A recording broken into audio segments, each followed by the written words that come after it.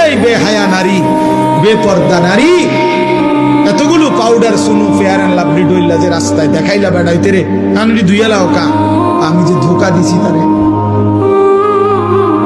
পুরুষ নামের ওই বেউকুফ বুঝলো না কেন, যুবক নামের ওই আহম্মক বুঝলো না কেন আমি যে তাকে ধোকা দিয়েছি।